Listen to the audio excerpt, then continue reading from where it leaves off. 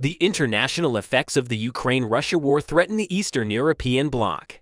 Due to the aggressive attitude of the Russians, many countries increased their defense measures, especially after the Wagner revolt. The European bloc is on alert for possible dangers from Belarus because Wagner boss Prigozhin was deported to Belarus, and there are allegedly Wagner camps in some parts of the country. While the USA continues to support Eastern European countries in this regard, Poland, located on the border with Ukraine, is among the countries that have increased their security measures the most, especially recently during the escalation of the Ukrainian war. Poland strengthened its defensive measures in the Russian-controlled Kaliningrad special region, which borders Lithuania and Belarus. Kaliningrad is strategically and militarily advantageous for Russia. It is Russia's only year-round, ice-free port from the Baltic Sea, and the Russian Baltic Sea Fleet is stationed there. Russia also has nuclear missiles in Kaliningrad, placing them within close range of major European capitals. Another fact is that Kaliningrad is also at the center of the world amber trade. About 90% of the world's amber reserves are located here. These facts make Kaliningrad indispensable for Russia. And do they share the same thoughts in Kaliningrad? What measures are the Poles taking against Kaliningrad and the Russians?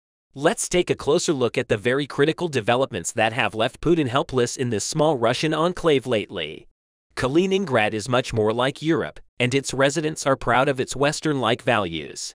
A crisis erupts in Kaliningrad as the Russian-dominated enclave faces isolation and rising tensions. According to activists who have pledged to liberate the private region from Moscow, Baltic Republican Party leader Rustem Vasilyev said that the region's separation from Moscow is only a matter of time, and that Russia has put aside the region's name for Königsberg, which is historically German. Rustem Vasilyev painted an alarming scenario for the more than 430,000 residents of Kaliningrad if Russian control continued. While 430,000 Russians from Kaliningrad rebelled against Putin's policies, he sided with the West. A March referendum shows that Russian President Vladimir Putin's lofty ambitions to revive the Soviet Union may be taking an unexpected turn. The idea of secession and the establishment of an independent state seems to have the support of the majority of the citizens of Kaliningrad. According to the survey, 72.1% of respondents in the Kaliningrad region express a desire to leave the Russian Federation already bogged down in Ukraine. Vladimir Putin could soon face an insurgency on Russia's own border. The tension in Kaliningrad could threaten to fuel demands for Moscow to leave its orbit altogether. On the other hand, Kaliningrad, home to Russia's Baltic Fleet and tens of thousands of soldiers, has always been a hotspot on Europe's military map.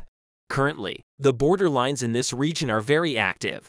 Since the beginning of the Ukraine-Russian war, Poland has taken the most security measures against the brutal plans of the Moscow administration and the possible Wagner-Minsk partnership. The Polish army built a huge fortification on the 237-kilometer Kaliningrad border. In addition, Poland infuriated Putin by changing the name of Kaliningrad. The Warsaw government has greatly increased its security measures against any threat that may come from this borderline. The last measure taken by the Poles on the Kaliningrad border was to build a firewall. Polish Prime Minister Mariusz Błaszczak reported that the fortification planned on Poland's 210-kilometer border with Kaliningrad consists of 3 rows of barbed wire, 2.5 meters high and 3 meters wide, accompanied by an electric monitoring system and cameras. In addition, Mariusz Morawiecki reported in his latest statement that the Polish army has strengthened its defense lines on the country's eastern borders with Belarus and on more than 237 kilometers of the border with Russia's Kaliningrad Oblast in the northeast. According to Mateusz Morawiecki, Poland's borders were strengthened specifically to prepare for an armored attack from the country's eastern neighbors. With this wall line, the Poles virtually blockaded Kaliningrad. The Kremlin administration and Russian leader Vladimir Putin are wondering about Poland's next move in this regard. Poland, on the other hand, worries Russia may try to use Kaliningrad to create chaos, as it did last year when it encouraged thousands of immigrants, mostly from the Middle Eastern and African countries, to cross into Poland from Belarus, a close Russian ally. The recent strengthening of the firewall on the Poland-Kaliningrad border greatly alleviates such concerns. This firewall, built by Warsaw's decision, is also seen as a blocker of Moscow's plans in Kaliningrad, arising from possible partnership relations between Moscow and the Belarus Wagner Group. After announcing the news of this fortification, Mariusz Błaszczak announced another striking development about border security. The Warsaw government has announced that it will deploy 150,000 soldiers to Kaliningrad to keep border security under control. It has been announced that 10,000 of these soldiers will be units of the U.S. Army. This precautionary step taken against the Russians had a great impact on the world agenda. It's thought that the border area between Poland and Ukraine will be much safer, with the U.S. government's NATO troops securing the Eastern European flank. The joint work of the U.S. and Polish troops on border security is also expected to reduce the possibility of a possible new missile attack on the Polish border. In fact, one of the most important details on this issue was that the people of Kaliningrad no longer wanted the Russian leader, Vladimir Putin's regime, not the measures taken by the Poles. The inhabitants of the region are now so bored and fed up with this war that they don't want any policy imposed by the Russian regime. Currently, rebellions against the Russian regime in Kaliningrad have increased considerably. The people in this region neither want to fight for Russia on Ukrainian soil or engage in any activity along the border lines. Therefore, for the residents of Kaliningrad, the security measures taken by the Poles are not disturbing. On the contrary, the firewall built by the Warsaw administration and the decision to strengthen this wall line make the residents of Kaliningrad much more comfortable because the firewall at this region's border also reduces the occurrence of any clashes. In particular, the Poles' massing of troops in Kaliningrad is among the factors that reduce the probability of clashes much more. In addition to taking security measures in Kaliningrad, Poland maintains that this area is actually its own Kaliningrad, with a population of about 1 million, is the northern part of what used to be German territory in East Prussia and became part of the Soviet Union after World War II. It is also home to the Russian Navy's Baltic Fleet. Poles think it's necessary to save Kaliningrad from Russification. The Warsaw government has taken a critical step in this regard. This step was described as the next surprise move that Vladimir Putin expected from the Warsaw government, but he could not guess what happened after the security measures in Kaliningrad, Poland. The government in Warsaw announced recently that Poland will stop using the official name of Russia's Kaliningrad enclave and revert it to its historical equivalent. Poland's Minister of Development, Waldemar Borda, reported that Kaliningrad will now be officially called Królewicz, referring to the recommendation of a state commission tasked with standardizing foreign names in the Polish language.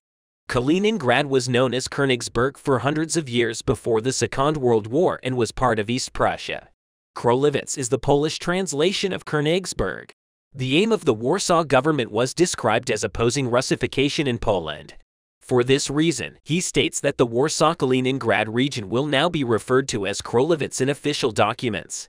Another important reason for this change was, as we mentioned, the result of Russia's invasion of Ukraine.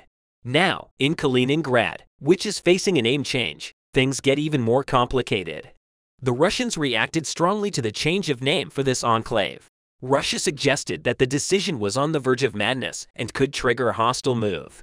Kremlin spokesman Dmitry Peskov stated that throughout history, Poland has occasionally slipped into this frenzy of hatred against the Russians. This Polish decision and Russia's reactions to it point to another deterioration in the NATO-aligned relationship between Poland and Russia. However, the strategic importance of the region shows that this decision is quite appropriate for NATO and Poland. The heavily militarized zone is long rumored to be home to several Russian nuclear weapons and is home to nuclear-capable missiles and MiG-31 warplanes armed with hypersonic missiles. The maritime border makes it the perfect place to launch an attack, even though the region is completely separated from mainland Russia. Poland, on the other hand, is one of the countries that realize the dangers of the Russians in Kaliningrad and in the Baltics.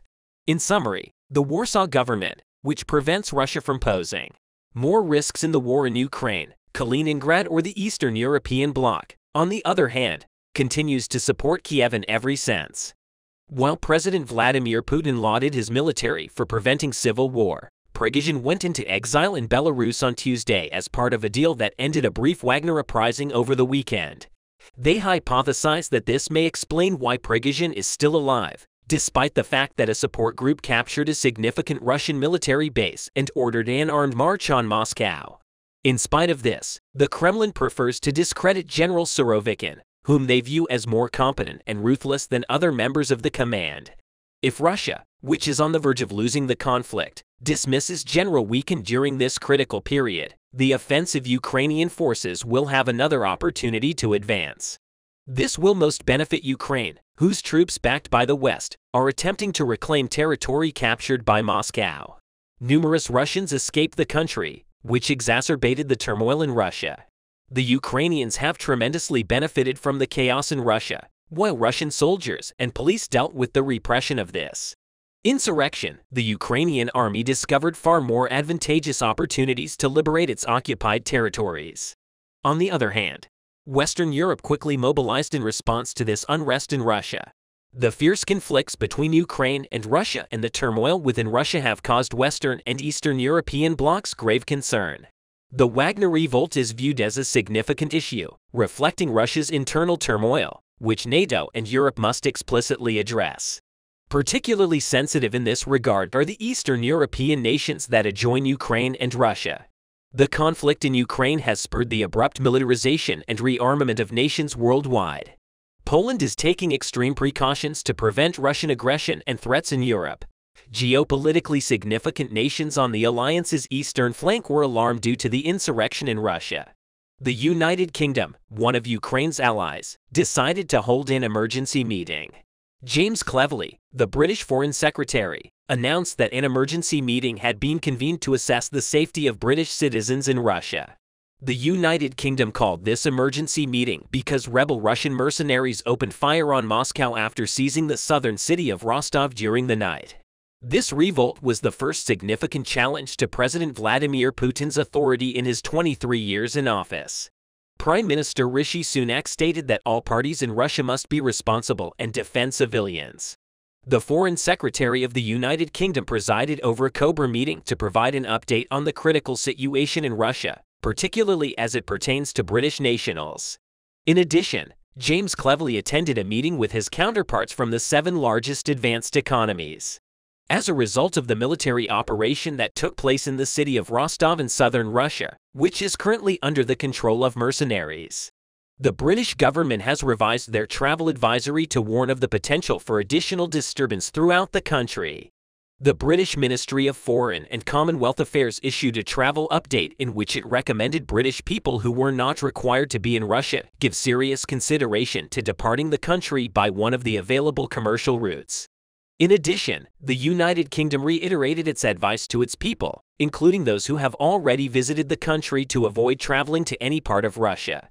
In fact, the authorities in Great Britain have announced that they have begun the process of evacuating their residents from Russia. Thousands of people who call the United Kingdom home are getting ready to leave Russia at the moment. According to James Cleverly, the idea of transporting a large number of British nationals by plane from Russia is inconceivable. However, as Russia pulled back from the verge of civil conflict, the administration in London stated that they had planned for every potential eventuality.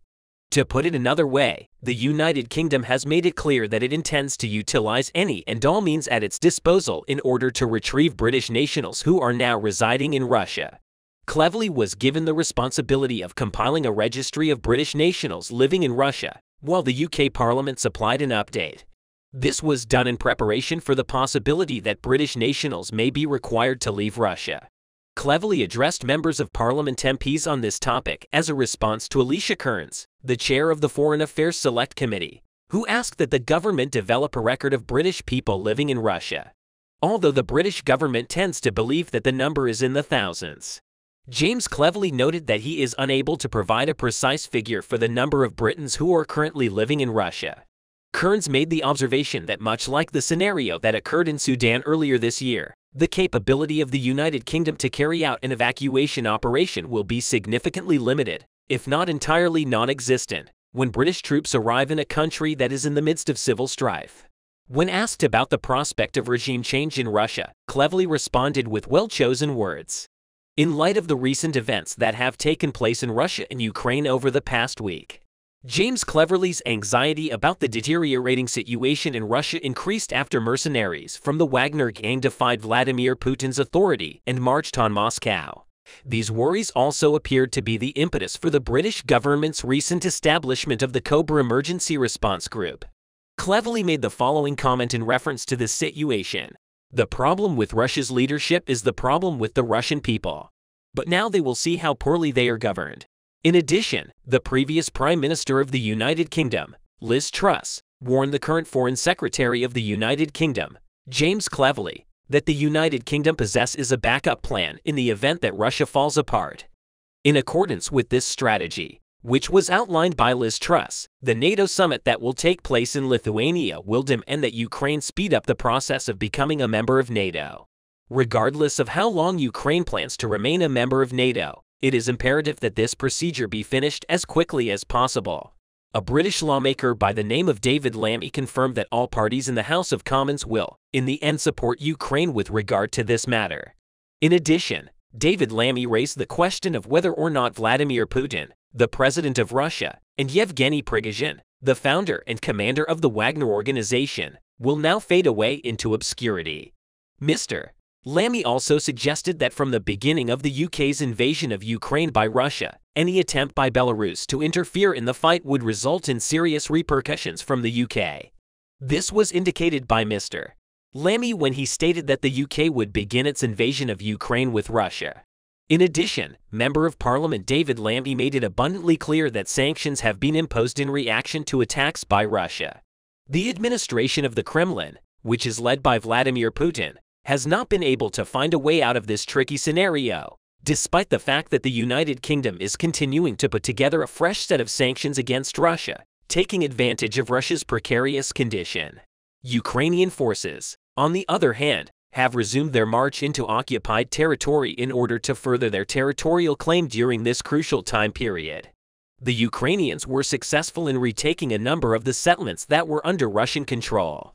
In this regard, the British Ministry of Defense said that Ukraine may have regained some of the areas that Russia has seized since 2014. This conflict has been going on since 2014. The Ukrainian commander made the announcement on Saturday that ground had been recaptured close to the village of Krasnohorivka, which is controlled by the Russians. According to the most recent information from the Ministry of Defense in the United Kingdom, the Ukrainian Air Force has achieved some kind of success to the east of that Donetsk hamlet. In addition, the British Ministry of Defense posited that simultaneous attacks from the Ukrainian side could lead to Russian and Chechen forces being stretched to their limits. As a result, the United Kingdom believes that this will clear the way for Ukrainian forces to occupy a significantly bigger area of the region that is currently occupied by them. This month, Mr. Zelensky provided confirmation that the long-awaited counteroffensive launched by Ukraine to recover land taken by Russia had begun. The announcement that Ukrainian President Volodymyr Zelensky made that his forces are advancing on all fronts is in line with recent assertions made by the Ministry of Defense of the United Kingdom, because the European mentality considers the possibility that Yevgeny Prigozhin's exile to Belarus could pose a threat if nothing is done in this regard. In response to the Wagner danger, Poland has implemented the strictest and most efficient countermeasures to date. Poland is the only country that borders Belarus, Ukraine, and the Russian territory of Kaliningrad. The other two countries are part of Russia. Poland is a bastion in Eastern Europe for the alliance and a country that the United States favors due to its strategic location. Poland served as a temporary headquarters for the coordination of the flow of military support to Ukraine in the early phases of the conflict. Although this operation has been moved to Germany, Poland continues to serve as the primary transport hub for military supplies en route to Ukraine. He guarded himself against the chance that Moscow would gain an advantage from the Wagner insurrection by taking precautions. Poland's capital city of Warsaw, in concert with the North Atlantic Treaty Organization, NATO has declared a definitive decision in an effort to limit all of the hazards that are posed by the current scenario and prevent Russia from reusing Prigozhin. Let's take some time to reflect on this life-changing choice together. Jarosław Kaczyński, who serves as Poland's vice prime minister, has declared that a new situation has arisen on the eastern boundaries of the country. The Polish government estimates that there could be roughly 8,000 Wagner fighters in Belarus. This indicates that Warsaw will launch a new phase of hybridized military operations. The Polish government made the decision to strengthen its defenses along its borders after the Wagner mercenaries were sent to Belarus. Jarosław Kaczyński made the announcement that Polish troops would be deployed to the border with Belarus following the implementation of this plan. There will be around 150,000 Polish soldiers stationed along the border between Poland and Belarus. Poland has committed to building the most powerful military in all of Europe in preparation for this. An army, as well as an armored battalion, are now being assembled as a direct response to Russia's aggressiveness. The Polish government has decided to more than double the number of its armed forces from 150,000 to 300,000. Defense Minister Mariusz Błaszczak stressed this decision. In the meantime, Poland is making rapid progress toward its goal of increasing the size of its armed forces to 300,000 soldiers and has purchased more than 1,500 of the most advanced tanks. According to the Deputy Prime Minister of Poland, the current situation is not only precarious for Lithuania and Poland, but also poses a threat to Ukraine, which is in a critical position. According to Kaczyński, Poland plans to develop new defense installations along its border with Belarus. This comes on the heels of the country's plans to bolster its military presence along the border. Warsaw had already finished construction of a wall that divides Poland and Belarus. When the decision was made to station soldiers along the border with Belarus, this wall stretched out over 186 kilometers in total. The defense wall that Poland built spans just a little under half of the border that separates the two countries. The construction of this defensive wall in conjunction with Warsaw's deployment of soldiers to the border with Belarus will greatly boost the border security of Ukraine, Poland, and Lithuania. Andrzej Duda, the president of Poland, has already broached the subject of relocating Wagner fighters to Belarus. In this context, Duda pushed for more efficient defense measures to be implemented by NATO. This appeal received support from NATO as well, according to statements made by NATO Secretary General Jens Stoltenberg. The North Atlantic Treaty Organization is ready to protect all members of the North Atlantic Alliance against any possible aggression from Belarus or Russia. Stoltenberg made it very clear that every ally and every inch of NATO territory would be safeguarded to the best of their ability. During a joint press conference held in The Hague with the leaders of the 7 alliance members. As a result, the Secretary General of the National Alliance conveyed to both Minsk and Moscow a message that was clear and authoritative. Stoltenberg made a point to highlight that the North Atlantic Alliance is currently ready to defend its members against Belarus and the Russian Federation. In addition, the Secretary General of NATO has indicated that the circumstances that surrounded the uprising of Yevgeny Prigozhin's mercenaries, who was the founder of the Wagner PMC, are Russia's internal issues at the discussion in The Hague. Correspondents inquired about potential security difficulties that could arise as a result of the transfer of Wagner leader Yevgeny Prigozhin and his soldiers to Belarus. In response, all of the officials emphasized that it was too soon to make any final decisions about the matter. The approaches taken by the NATO Secretary General highlighted that certain nations like Ukraine, Poland, and Lithuania are most concerned with the security of their borders. Nevertheless, once Stoltenberg took over the military headquarters in Rostov-on-Don as a direct challenge to Vladimir Putin's authority, he did not fail to respond to the agreement with Moscow to stop Prigozhin's mercenaries from marching to the Russian capital. Prigozhin's mercenaries were on their way to Moscow. Stoltenberg also claimed that more decisions about the strengthening of the alliance will be made at the summit that is set to take place on July 11th in Vilnius, Lithuania. Stoltenberg also stated that the agenda for the meeting would include the first full preparatory plans for the first direct alliance that has been formed since the end of the Cold War. According to Błaszczak, during the next 2 years, the Polish army will become the strongest in all of Europe. According to Błaszczak, Poland will very soon be getting dozens of Abrams tanks that were manufactured in the United States as a stopgap measure. The administration decided to order 116 older M1A1 Abrams to serve as replacements for the tanks that were sent to Ukraine. The minister made the announcement that American M1 Abrams tanks will be joining the 18th Mechanized Division that is currently stationed in eastern Poland.